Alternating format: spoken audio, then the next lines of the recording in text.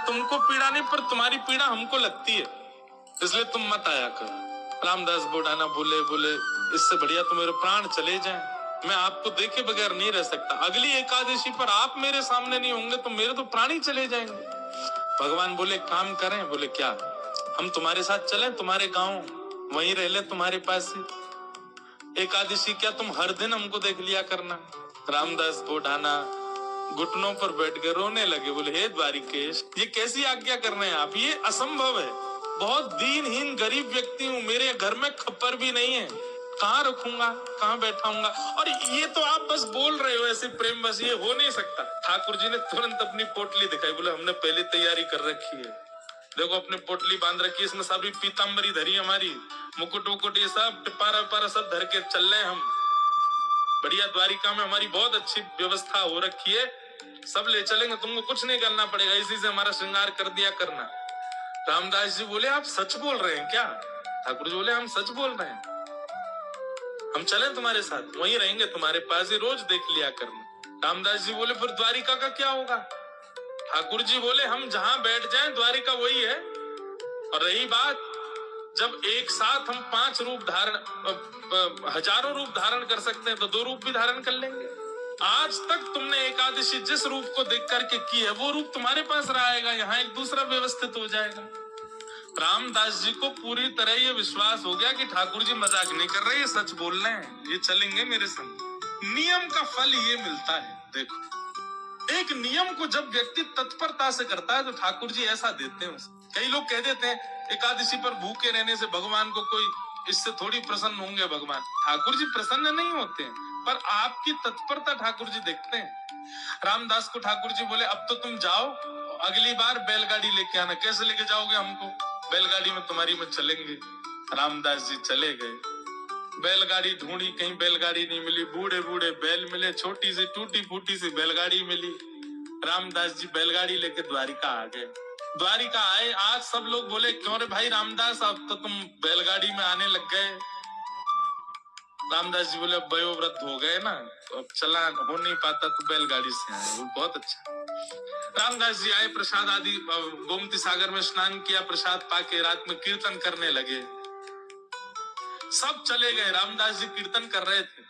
अचानक से एक कपाट खुला ठाकुर जी का। अभी तक तो ठाकुर जी चिंतन में बात कर रहे थे रामदास से, पर रामदास जी ने नेत्र खोल करके देखा तो स्वयं द्वारिकाधीश अपनी एक भुजा में तो पोटली उठा रखी है और एक भुजा से किवाड़ खुल रहे, और 2 भुजाओं से बढ़िया संग चक्र आदि सब समेट रखे हैं। ठाकुर जी ने मुकुट उकुट सब भर रखे हैं। और रामदास बोले कहाँ तेरी बैलगाड़ी, जल्दी बता चले।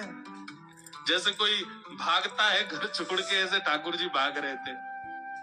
आज भी मंदिर दर्शन करने जाओ आप तो द्वारिकाधीश जी की जब परिक्रमा करेंगे तो पीछे ही रामदास बुढ़ाना जहां से जिस खिड़की से ले गए ठाकुर जी को, वो खिड़की है अभी भी मंदिर में। ठाकुर जी निकल के बाहर आ गए। चलो, रामदास जी को तो विश्वास ही नहीं हो रहा है, स्वयं द्वारिकाधीश मेरे साथ जा रहे हैं। चल रहे हैं, पीताम्बरी पहन की, चंदन की सुगंधी आ रही है, केसर जैसा पूरा माहौल आच्छादित हो गया उससे। ठाकुर जी जैसे गए, रामदास जी बोले भगवान टूटी फूटी बैलगाड़ी है, बैठ जाओ। ठाकुर जी ने जैसी बैलगाड़ी देखी, हे रामदास, त्रिलोकी का भार लेकर के मैं इन पे बैठा तो तेरे बैल तो दब जाएंगे नीचे। भगवान अब क्या करे, यही व्यवस्था मिली थी। इतना सीधा, इतना भोला रामदास। ठाकुर जी बोले काम कर, तू बैठ, हम चलाते हैं बैलगाड़ी।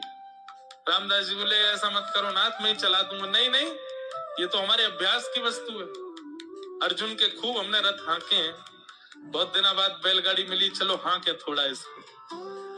और रामदास पीछे बैठे और ठाकुर जी आगे पैर लटका के बैठे और बैलगाड़ी चला रहे हैं।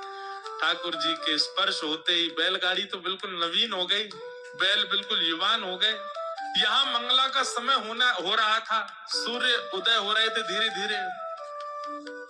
ठाकुर जी बोले रामदास, इस सुबह होते ही सब पंडा पुजारी भागेंगे, ढूंढेंगे, देखेंगे मंदिर में तो मैं हूं नहीं, सब आ जाएंगे, ये हमको बीच रास्ता में ही पकड़ लेंगे।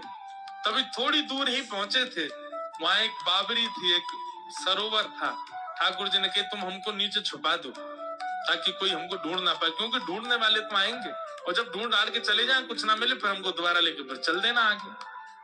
रामदास जी मनी मन इतने प्रसन्न हो रहे हैं, बोले ठाकुर जी आपको क्या पड़ी है जाने की मेरे साथ? अरे मैं तो मना कर चुका हूं 5 बार कि ठाकुर जी आप यहीं रह लो, पर नहीं, उन्हीं की इच्छा है जाने की।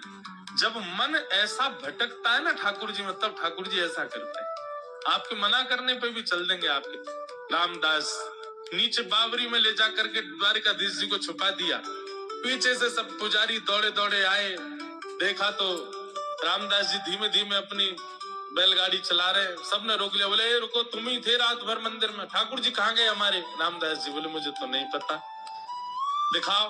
सब देखा, बैलगाड़ी में कुछ नहीं, तभी एक बैलगाड़ी के छोर पर ठाकुर जी की पीताम्बरी का एक भाग चिरा हुआ फटके इरज गया। अच्छा, ये सब लीला भी ठाकुर जी जानबूझ के ही करते हैं, क्योंकि कहीं ना कहीं कुछ ना कुछ ठाकुर जी को दूसरों को संकेत कराना है। ठाकुर जी की पीताम्बरी का वो अंग वस्त्र जैसे ही मिला, सब लोगों ने रामदास जी को पकड़ लिया, बोले ठाकुर जी तेरे संग ही हैं, तभी तो ये चीरा फटा हुआ है यहाँ पर, कहाँ है जल्दी बता। उन्होंने मना किया तो सबने उनको मारना शुरू कर दिया, इतना मारा, इतना मारा, इतना पीटा, बेचारे अधमरे से हो गए, बस श्वास चल रही है, बाकी तो नेत्र बंद हो गए, सुध बुध चली गई, गिर गए। पुजारियों ने देखा, बोले ये तो अधमरा हो गया, ठाकुर जी कहाँ हैं, ढूंढो। पास ही सरोवर था, उस बावरी में जाकर के जैसे देखा तो बावरी का जो जल था वो रक्त मंडित हो गया, पूरा जल रक्त से भर गया। देख करके सब लोग घबरा गए, सारे ब्राह्मण बोले ये जल इसका कैसे हो गया, ये जल आ कहां से, ये रक्त आ कहां से रहा है? दौड़ करके जाके देखा तो एक जगह ठाकुर जी विराजमान थे, और जहां जहां रामदास जी को डंडे मारे गए, वहां वहां श्री द्वारिकाधीश जी के श्री अंग पर भी डंडे के निशान, और हर स्थान से रक्त निकल।